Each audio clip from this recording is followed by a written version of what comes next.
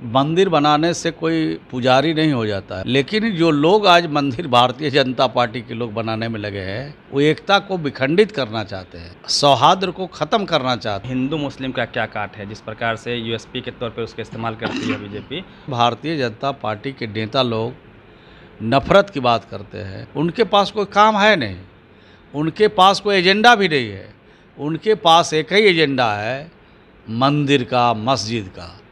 तो मंदिर और मस्जिद के एजेंडे पर कितना दिन काम चलेगा? या पाकिस्तान कहिए, हिंदू मुसलमान कहिए। भारतीय जनता पार्टी के लोग को मालूम है कि जब जाति आधारित जनगणना का फलाफल आ जाएगा तो देश में उनकी पूरी तरह से राजनीति सफाया हो जाएगा।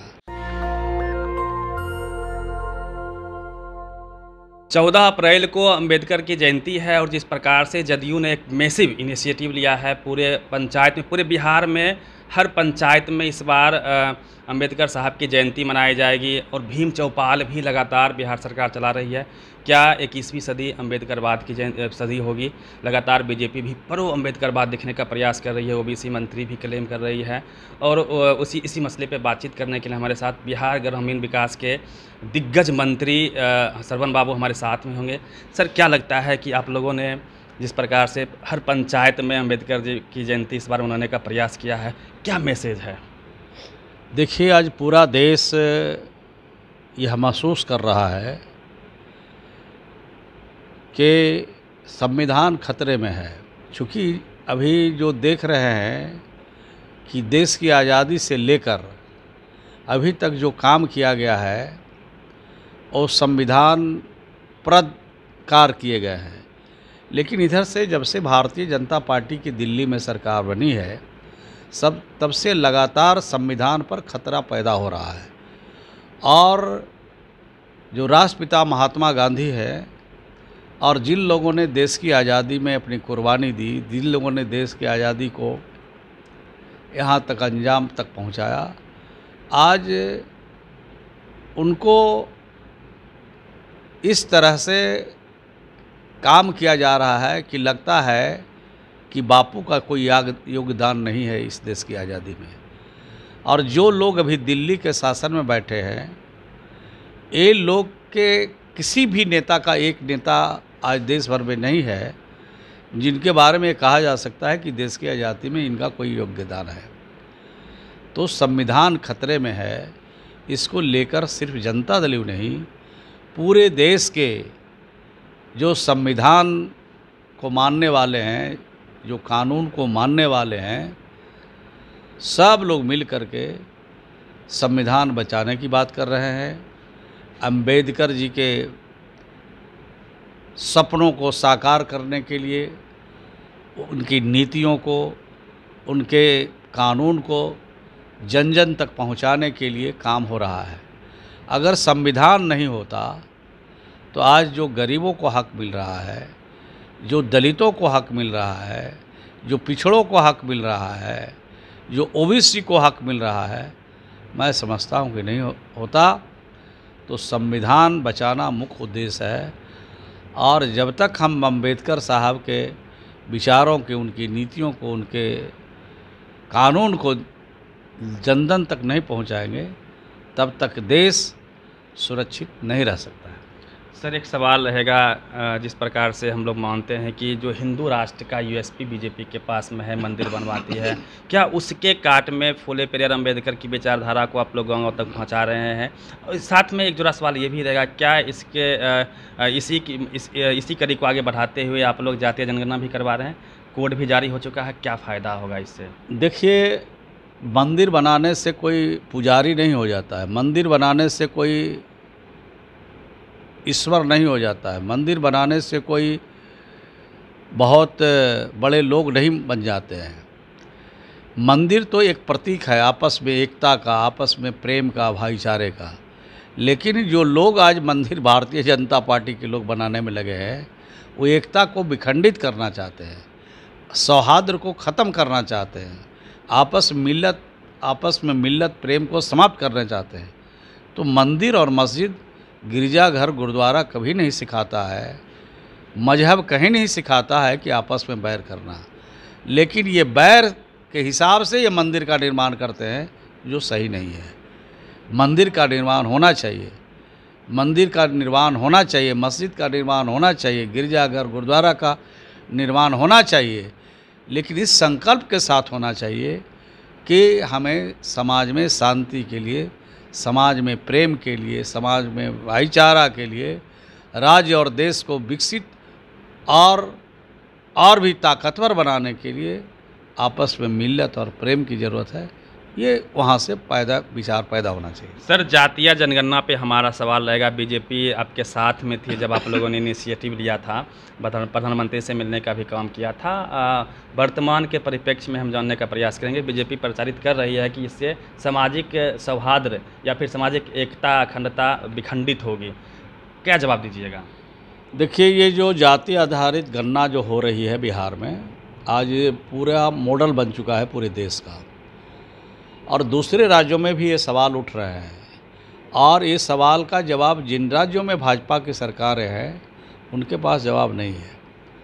इसके पीछे उद्देश्य ये है कि जैसी आबादी होगी उसके हिसाब से उनके लिए योजना तैयार की जाएगी, और कहाँ पर सामाजिक पिछड़ेपन है, कहाँ पर आर्थिक पिछड़ापन है, कहाँ पर शैक्षणिक पिछड़ापन है, किस समाज में क्या चीज़ चाहिए, उसके हिसाब से राज्य की सरकारें वहाँ पर योजना बनाए और योजना पर काम करें। लेकिन ये भारतीय जनता पार्टी के लोग को मालूम है कि जब जाति आधारित जनगणना का फला आ जाएगा तो देश में उनकी पूरी तरह से राजनीति सफाया हो जाएगा। जानते हैं कि वो कहते कुछ हैं, करते कुछ हैं। यानी आखिर ये डरे हुए क्यों हैं? कराना चाहिए। जिन राज्यों में भाजपा की सरकार है वहाँ भी होनी चाहिए, जिन राज्यों में भाजपा शासित कई प्रदेश है वहाँ भी होना चाहिए। जब पौधे की गिनती हो सकती है, पशु की गिनती हो सकती है, ज़मीन की गिनती हो सकती है, तो आखिर मनुष्य और जातियों की गणना क्यों नहीं हो सकती है? और जाति आधारित गणना जब हो जाएगी तो हर समाज को, हर वर्ग को समान तौर तरीके से उनको विकसित होने का मौका मिलेगा। लेकिन ये भारतीय जनता पार्टी की जो सरकार है दिल्ली में, वो नहीं चाहती है। और बिहार में भी जो भारतीय जनता पार्टी के लोग, जिस समय ये बिहार की सरकार और बिहार के मुख्यमंत्री जी ने फैसला लिया, उस समय ये बहुत बेचैन थे, परेशान थे, लेकिन उनको सरकार में रहना था, इसलिए उन्होंने कबूल कर लिया। अगर सरकार से बाहर होते तो कबूल नहीं करते, उसके लिए आंदोलन करते, उसके लिए हंगामा करते। लेकिन उनके आंदोलन हंगामा से बिहार के मुख्यमंत्री जी डरने वाले नहीं हैं।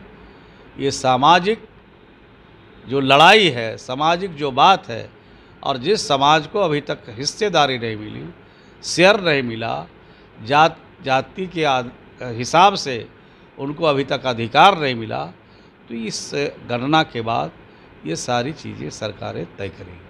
24 को चुनाव को लेकर जिस प्रकार से पूरा देश नीतीश कुमार की ओर देख रहा है, विपक्षी एकता के सूत्रधार नीतीश कुमार जी हैं और करने का प्रयास कर रहे हैं, क्या लगता है कि 24 में जो विपक्षी एकता है, कारवां कहाँ तक पहुँचा है?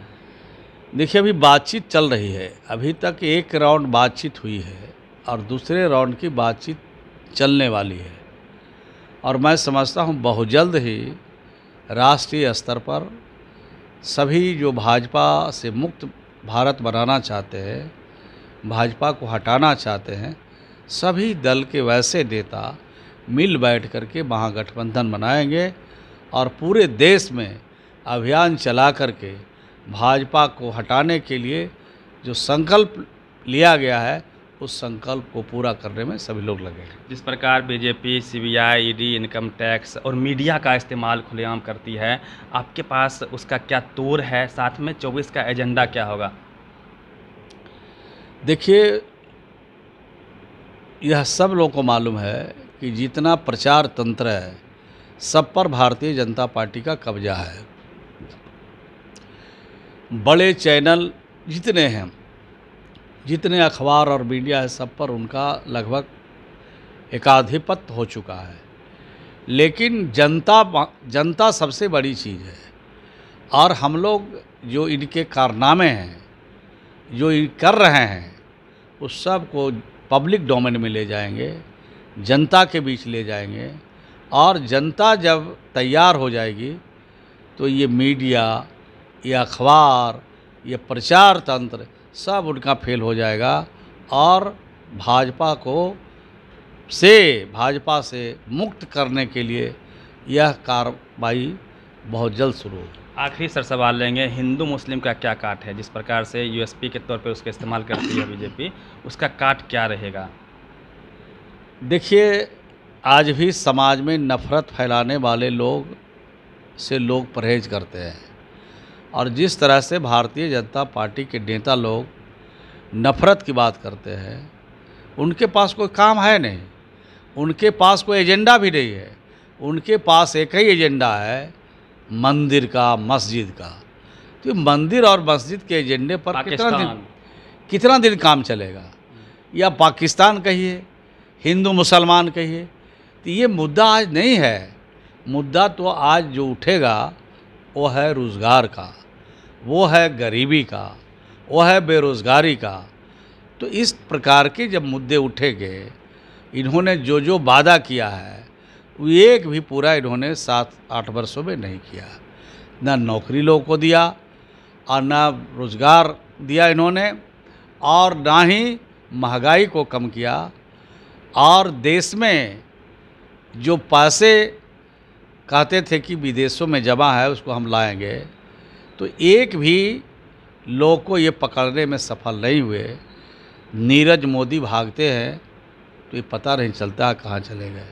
विजय माल्या भागे तो किसके पकड़ से बाहर चले गए। देश में जितने गलत काम करने वाले लोग इनके शासन में भागे हैं, मैं समझता हूँ दूसरे किसी शासन में नहीं भागे हैं। तो बिल्कुल तरह से दिल्ली की सरकार फेल है। दिल्ली में जो बैठे लोग हैं भ्रष्टाचारियों को बढ़ावा देते हैं। आज पूरा प्राइवेटेशन हो रहा है। जितनी कंपनियां हैं, जितने बड़े बड़े उद्योग हैं, सब आज प्राइवेट हाथों में जा रहा है। रेल को भी इन्होंने भेजा, एयरपोर्ट को भी दिया। यानी जितने तरह के देश में फ़ायदे की चीज़ें थी उस सब को औने पौने दाम में प्राइवेट के हाथों बेच रहे हैं। अडानी के हाथों, अंबानी के हाथों बेच करके देश को खोखला करने में लगे हैं। ये सारी बात की जानकारी बिहार की नहीं, पूरे देश की जनता को है, और जनता समझ चुकी है। तो इस बार 2024 इनका मुश्किल का साल होगा, मुश्किल का दिन होगा। ये लौट के आने वाले नहीं हैं, ये पूरे देश की जनता समझ चुकी है। चलिए, बहुत बहुत धन्यवाद आपका, आपने वक्त दिया हमारे साथ बातचीत करने के लिए। और मैं स्पष्ट कर दूं कि जिस प्रकार से 21 जानकार मानते हैं कि 21वीं सदी फूले पेरियार अम्बेडकर की विचारधारा की सदी होगी। सभी पार्टियां प्रो फूले पेरियार अम्बेडकर दिखना चाह रही है। बीजेपी भी ओबीसी मिनिस्टर दे के क्लेम करती, 27 ओबीसी मिनिस्टर उन्होंने दिया है। एसटी राष्ट्रपति देने का क्लेम करती है, एससी राष्ट्रपति देने का क्लेम करती है। लेकिन सवाल वही है, जिस प्रकार से फूले पेरियार अम्बेडकर की विचारधारा रही है, पढ़ाई लिखाई, दवाई, सिंचाई, रोजी रोटी, रोजगार को लेके जो कंसेप्ट रहा है, क्या वो मुद्दा बन पाएगा 24 में? साथ में ये भी है कि जिस प्रकार से मीडिया का, सीबीआई, ईडी, इनकम टैक्स का इस्तेमाल खुले तौर पे बीजेपी करती है, उसका काट क्या होगा? बीजेपी से तो लड़ना आसान है, मोदी जी को हराना आसान है, लेकिन मीडिया से कैसे लड़ेगी विपक्ष, ये भी एक बड़ा सवाल रहेगा। पूरी बातचीत कैसी लगी, आप प्रतिक्रिया जरूर दीजिएगा। रवि मेहता, नेशनल दस्तक, पटना। नेशनल दस्तक की आपसे गुजारिश है कि अगर इसको बचाना चाहते हैं तो नेशनल दस्तक को सब्सक्राइब करने के लिए रेड कलर के सब्सक्राइब बटन को दबाएं, फिर बेल आइकन की घंटी दबाएं। नेशनल दस्तक को बचाने के लिए बहुत जरूरी है कि हर खबर को शेयर करें, लाइक करें, कमेंट जरूर करें।